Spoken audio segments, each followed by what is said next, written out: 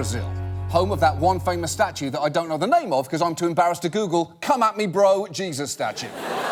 Now, we tend to think of Brazil as being synonymous with soccer, beaches, and of course the Rio Carnival, the exuberant celebration that has inspired breathless newsreel reports since the 1930s.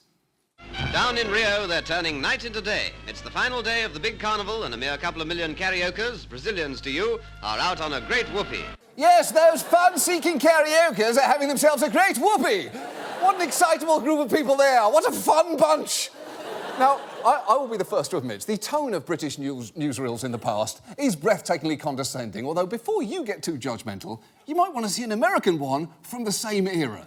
Brazil itself is larger than the whole of the United States, and it has millions of acres of land that no white man has ever seen. Whoa! Whoa! That basic geography lesson just took a pretty racist turn.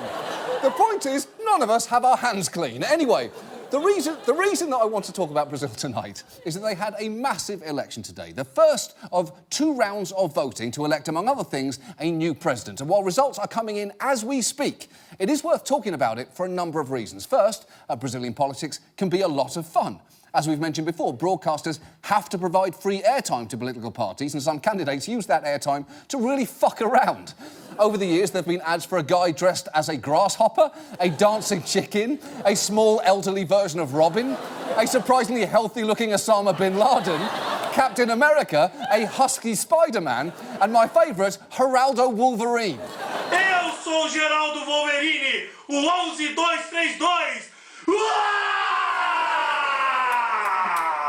Now, I know what you're thinking. If Hillary had just done that, things would have been a lot different. Well, maybe, but the point, we'll never know, will we? We'll never know.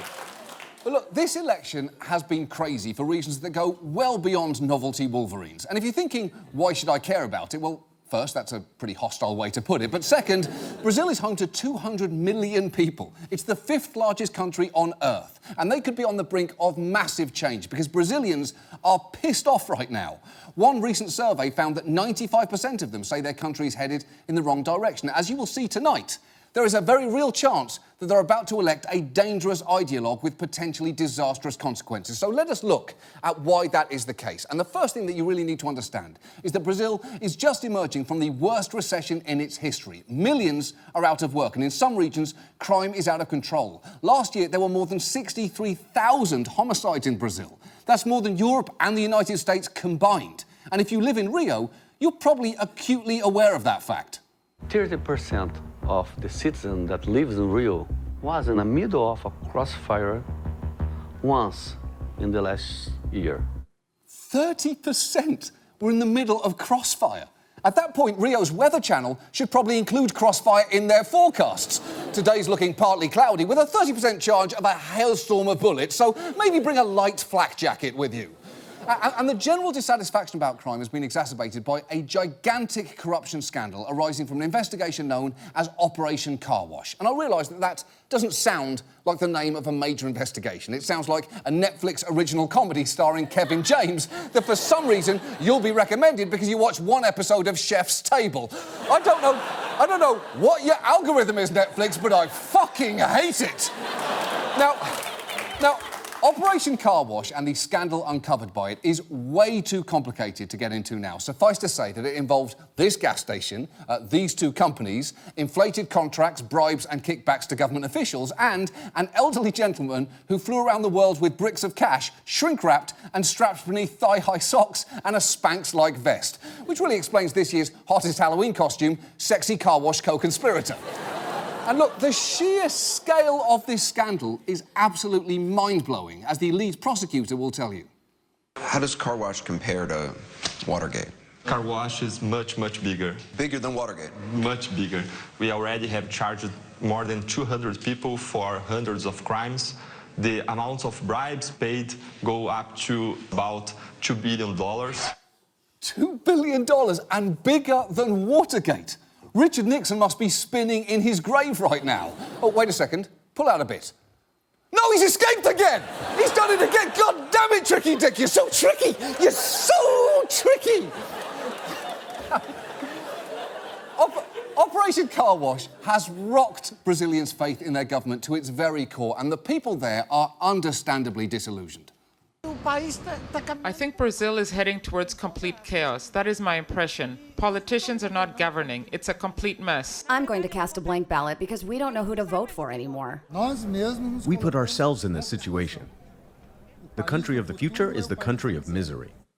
The country of misery. That's just not a phrase you expect to come out of Brazil. It's a phrase you expect to be the official tourism slogan of Great Britain. Come to Britain, we promise there will be no great whoopee. So whose job will it be to try and turn things around in Brazil? Well, the most popular politician in Brazil by far is this guy, former President Luiz Inácio Lula da Silva. He's beloved for presiding over a period of prosperity there, in which social programmes were expanded and millions were lifted out of poverty. He was actually running to retake his office and was projected to win easily. There was just one minor issue. One of Brazil's most influential political figures is now in police custody. Former Brazilian President Luiz Lula da Silva turned himself in on Saturday to serve a 12-year sentence for corruption. Yep. Lula was caught up in Operation Car Wash too, and he claims that the charges against him were politically motivated, and many supporters believe him. In fact, he's still so popular that polls showed he would have won the election if he'd been allowed to run from prison, which kind of makes sense, because electing a president who is already in prison for corruption does save you the seemingly inevitable hassle of having to put your president in prison for corruption. It's a time saver, if nothing else. Now, since Lula is out, his party is running Fernando Haddad in his place. He's the former mayor of Sao Paulo and is generally little known in the rest of Brazil. And instead of trying to build up a brand of his own, Haddad is desperately trying to play up his similarity to Lula in a series of campaign ads. It's subtle, but just see if you can catch it. Haddad, Lula, Lula, Haddad. Lula, Haddad, Lula. Lula, Haddad. Haddad, Lula, Lula, Haddad. Lula, Haddad, Lula, Haddad. Lula, Haddad, Lula, Haddad, Lula, Haddad. Eu sou Lula, eu sou Haddad. Haddad ou Lula? Oh, come on. That is just an insult to people's intelligence. You can't just spin a sign and make people forget which guy is which. I can't make you mix up Gary Busey and Lucille Ball by spinning a sign and going, Busey Lucy, Busey Lucy, Busey Lucy, Busey Lucy, Busey Lucy. Why? Because you will still know which one is America's sweetheart and which was married to Desi Arnaz. Now, the fact is, Haddad has his work cut out for him here, because not only is he not Lula, their party, the Workers' Party, or PT, has been heavily tainted by recent scandals, and many Brazilians are eager for a radical change. And that brings us to the man currently leading in the polls, Jair Bolsonaro. And the nicest thing that you can say for him is he has not been implicated in a corruption investigation yet. Unfortunately, that's literally the only nice thing that I can possibly find to say about him, because he is a terrible human being. For a start, he's a big fan of doing finger guns. Seriously, he does this all the fucking time. There is even video of him teaching a little girl how to do them for some reason.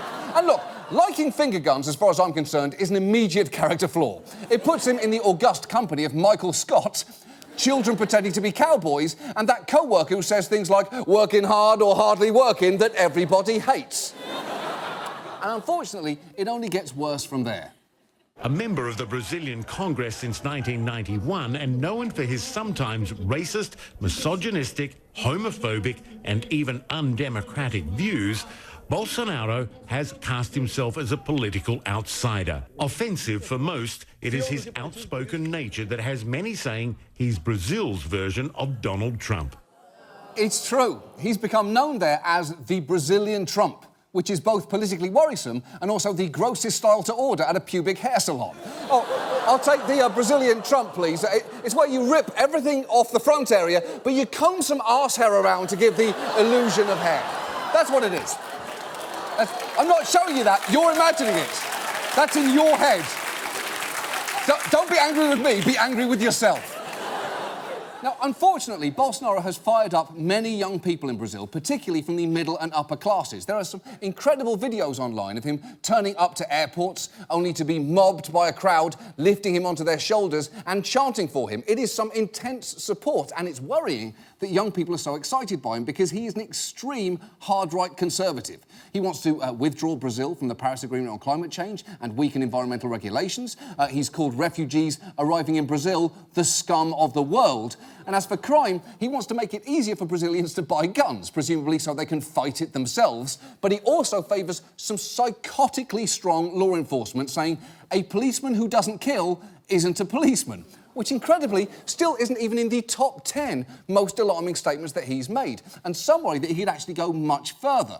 Bolsonaro has said in the past, I am in favour of a dictatorship, which is particularly worrying as he's a former military captain in a country that until 1985 was ruled by a brutal military dictatorship. And while that regime engaged in torture and extrajudicial killings, Bolsonaro has said that their mistake was that they simply didn't go far enough.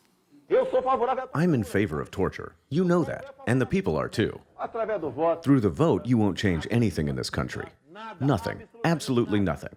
It's only going to change, unfortunately, when we get to a civil war, doing the job that the military regime didn't do, killing 30,000. Wow. It is pretty jarring to hear someone claim that a military dictatorship didn't kill enough people. It's like saying Hugh Hefner didn't fuck enough in the last days of his life. Really? Really? Because I'm pretty sure the amount he did, it was already a human rights abuse. And regarding Bolsonaro's famous homophobia and misogyny, it really has to be seen to be believed. First, take a look at how he once spoke to a female member of Congress. I would never rape you, because you're not worth it. I hope not, because I'd slap you in the face. Do it, I'll slap you back. Do it, I'll slap you back. Do it, I'll slap you back. What's this? Are you pushing me? Do it, I'll slap you back. Holy shit! He starts there with, I'd never rape you because you're not worth it, and then somehow manages to top that terrible statement. That's like saying, sorry kids, Christmas is cancelled this year. Why? Because I murdered Santa Claus. And Bolsonaro's homophobia, if anything, is actually even worse, because in interview after interview, he has said some horrifying things. They want to reach our children in order to turn the children into gay adults, to satisfy their sexuality in the future. If your child starts to become like that, a little gay, you take a whip and you change their behavior. People say it's discrimination, but you, who's watching from home, would you hire a gay driver to take your children to school? Of course not. That's just appalling, and it's frankly taking all the restraint that I have right now not to release a charmingly illustrated children's book called MARLON BUNDO Punches That Guy Right Square in the Face. And if that's not bad enough, which it already very comfortably is, watch what happened when Ellen Page went to challenge Bolsonaro on some of his views. I'm gay, so do you think that I should have been beaten as a child to not be gay now? I'm not going to look at you and say, I think you're gay. That doesn't matter to me. You're very nice. If I were a cadet in the military academy and saw you on the street, I would whistle at you. All right? You're very pretty. What are you doing? He just told her, I wouldn't beat you, I would catcall you, and seemed to genuinely think that was a compliment. And look how confused that made Ellen Page. Do you know how hard it is to confuse Ellen Page? She was in Inception. That should be simply impossible. And look, as if Bolsonaro's campaign was not already dramatic enough, you may have heard he was actually stabbed a few weeks ago during a campaign rally, which is absolutely horrific. Although he says that he is making a full recovery, and you can tell that he is feeling better, because when he was in hospital, he pulled out, what else? The fucking finger guns! Now, Bolsonaro's support has actually increased since that attack. Even Geraldo Wolverine endorsed him in this bizarre video. Ha! Ha! Ha! Ha! Ha! Ha! Ha! Ha! Ha! Ha! Ah! I hate what he's doing. I love the way he's doing it. Now, look, Why is Wolverine endorsing Bolsonaro? I don't know. Why does he seem to be driving a Ford Focus? There's a lot of questions that video raises, and I just don't have the answers to any of them. But look, there may be some small reason for hope here. A huge movement has emerged in the last couple of weeks called Ele Não, or Not Him. There have been massive marches against Bolsonaro all over Brazil. And as you have seen tonight, voting for Not Him is a truly excellent idea. Now, today's election was supposed to just determine who went into a two-person runoff on October 28th. But if any candidate got 50% or above, there would be no second round. They would just be Brazil's president. And as of right now, the vote tally shows Bolsonaro at around 48%, with over three-quarters of the votes counted. So while he will probably go to a runoff with a dad, there is still a chance that he's going to win outright tonight. And when you think about it, why wouldn't that happen? Between taping this show and airtime, Bolsonaro could have won, Ruth Bader Ginsburg could have been eaten by a bear, and every kitten's paws could have been replaced by octopus tentacles. All of that's very possible because it seems that that's what life fucking is now. But if Bolsonaro has not won, if there is going to be a runoff in 3 weeks, then it isn't too late. That's the thing. And Brazil, please, look, I realise that you are disgusted with your politics at the moment, and you're not inspired by any of the alternatives, but anything is better than Bolsonaro. Diet Lula is better. Spider-Man is better. Gary Busey is better. That is Gary Busey. I'm pretty sure that's him. The point is, Bolsonaro does not reflect the best of who you are, Brazil. And with any luck, you still have a chance to vote Ele Não and not let this man fingerbang your democracy.